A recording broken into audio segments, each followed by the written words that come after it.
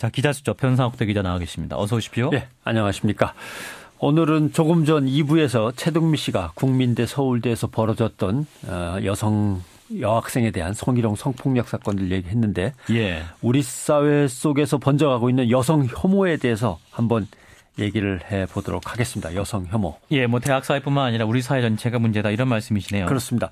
이 여성 혐오라고 하는 것은 여성이라는 정체성을 트집 잡아서 모욕하고 조롱하고 위협을 가하고 차별해야 된다고 선동하거나 위협하는 이런 언행들이 여성 혐오입니다. 예. 여성을 인격이나 인권과는 관계없이 일단 여성이니까 그리고 나는 남성이니까 성적 놀이개로 보겠다라든가 미니스커트, 생머리 뭐 이런 말만 갖고도 여성을 자신의 성적 흥분에 이용하는 것도 다 여성 혐오에 들어갑니다. 예, 뭐 대학교뿐만 아니라 그러면 여성 성 혐오로 볼 수 있는 사건도 어떤 게 있을까요? 최근 거만 들면 뭐 교수나 직장 상사로서 여성을 성희롱한 사건들도 뭐 계속 이어졌고요. 예.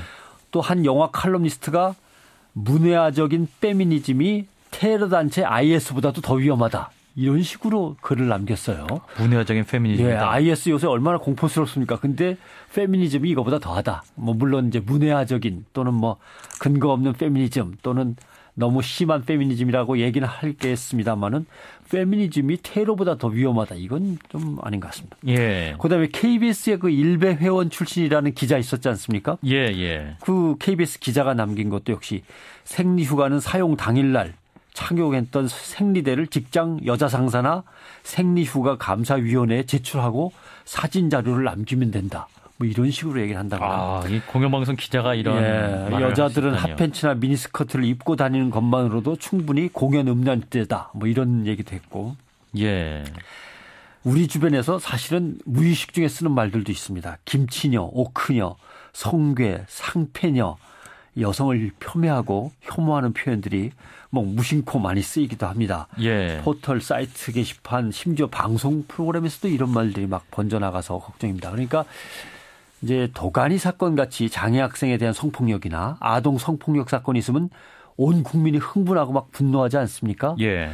그런데 국민의 일상 속에서도 자잘한 어떻게 보면 같은 맥락에 속하는 여성 혐오나 소수자에 대한 혐오나 편견 같은 게 그대로 남아있는데 우리가 못 느끼고 그냥 넘어가는 경우가 있는 거죠. 왜들 이러는 걸까요? 그러니까 이건 상식을 훌쩍 넘어버리다 못해서 뭐 이웃을 다치게 한다 이렇게 볼 수 있는 거 아닙니까? 그렇습니다. 폭력 수준인데. 첫째는 자기가 자기를 혐오하는 건데 자기 혐오의 배출구로 사회적 약자를 희생양으로 삼는 거죠. 경쟁 사회 속에서 자기가 겪는 압박감이나 상실감, 좌절감 같은 게 있는데 이걸 내뿜고 분풀이할 희생양으로 여성, 뭐 동성애자, 장애인 이런 사람들을 이용하는 거죠. 아주 저급한 현상입니다. 어떻게 보면 뭐 요새만 그러는 게 아니고 늘 그래온 거지만 요즘은 신자유주의 무한 경쟁 또는 빈부격차에 의한 상대적인 박탈감 이런 게 커지면서 예. 또 온라인이나 SNS에서는 익명이 보장되니까 이런 것들이 더욱 성행하고 있다 이렇게 해석할 수도 있는 거죠. 이게 집단적으로 과격해지면 그게 파시즘이 되는 겁니다. 예. 나치스가 유태인을 희생양으로 삼았다는 거나 또는 일본에서 우익 집단이 제일동포들을 희생양으로 삼는 것도 다 비슷한 맥락입니다. 예, 어떤 사회적 분노의 잘못된 매출구가 될 수 있다는 그렇습니다. 말씀입니다. 예. 둘째, 사회 속에서 힘든 문제가 있다면 왜 힘든 문제가 생겨나는지 나에게 예. 그 구조를 똑바로 알아차려야 되는데 객관적으로 자신들의 처지와 문제의 원인을 똑바로 보지 못하는 거죠. 또 문제가 있다면 페미니즘처럼 체계적이고 논리적인 이론이나 담론을 만들어내서 사회에 전파시켜야 되는데 그럴 능력도 안 되는 거죠.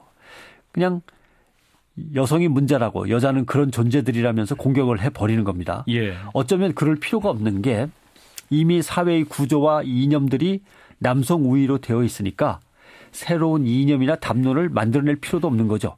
그냥 여성을 혐오하고 남성 위주의 사회로 계속 굳혀나가는 이런 흔히 분할지배 이데올로기라고 합니다마는 예. 세상을 남자와 여자로 나눠놓고 남자가 지배하고 여자가 피지배 이렇게 분할지배 이데올로기로 그냥 굳혀나가는 거죠. 예. 물론 남자도 고달픈 게 있습니다. 군대도 가야 돼요. 그러나 남자가 군대 가는 뒤에 있는 배경은 민족의 분단과 세계 열강의 힘의 지배라는 게 있습니다. 구조적인 문제가 있고요. 독재 정권 냉전 이데올로기라는 것도 있습니다. 예. 또 취업 경쟁이라는 게 너무 치열한 거 이해합니다. 또 남성을 앞서가는 여성이 있을 수도 있죠. 그러나 그 문제 뒤에는 여자가 앞서가는 문제가 아니라 신자유주의의 무한 경쟁이라는 폐해가 도사리고 있어서 그런 거 아닙니까? 예.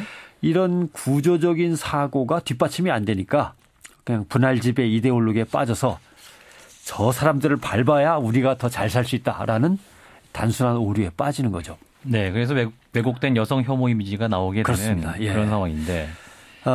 또 뭐 남성은 남성 위주의 사회 속에서 직장 얻고 결혼하고 가정을 책임져야 되는 강박관념 같은 게 좀 있습니다. 예. 일을 해내려니까 너무 힘들고 무한 경쟁을 뚫고 가야 되고 소중한 청춘의 일부를 군대로 또 떼어서 넘겨야 되고 사회의 불평등이라는 게 존재해서 자기의 존재는 점점점 위태로워지고 이런 것들이 있는 건데 이런 이제 욕망과 실패에서 오는 좌절감 또는 고단함에서 그 불안함이 생기는 건 이해를 합니다만은 그걸 여성에게 그냥 쏟아 부을 수는 없는 것이다 라고 하는 거죠.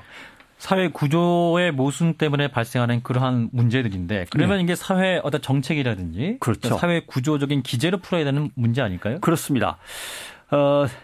한마디로 얘기하자면 이거는 정치가 실패하고 있다 이렇게 볼 수도 있는 겁니다. 예. 왜냐하면 더 나은 미래를 보여주면서 어떤 길을 통해 그리로 갈 것인가를 제시하고 설득을 해줘야 되는데 정치가 그 역할을 못하는 거죠.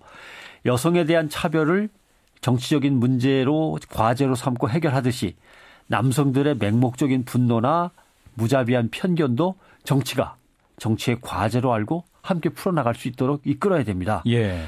이 영역에서 정치가 제대로 못하고 있는 거죠. 어쩌면 진보 정치 영역일 수 있습니다. 이거는 뭐 보수 우파보다는 진보 정치가 더 앞서서 나가야 될 그런 과제인데 예. 진보 정당이 분쇄되고 존재도 하지 않고 막 이렇게 되니까 더 이제 어려워진다 이렇게 말씀드릴 수도 있고요. 하나 이렇게 생각해 보면 참 간단한 문제입니다. 그 아까 국민대 서울대 얘기도 나왔고 젊은이들의 어떤 성적인 그런 그 폄훼나 혐오 같은 것들을 얘기했습니다만 이런 수준의 남학생들이 이제 여자친구를 사귀입니다. 데이트도 합니다. 예. 몇 년 뒤면 결혼합니다.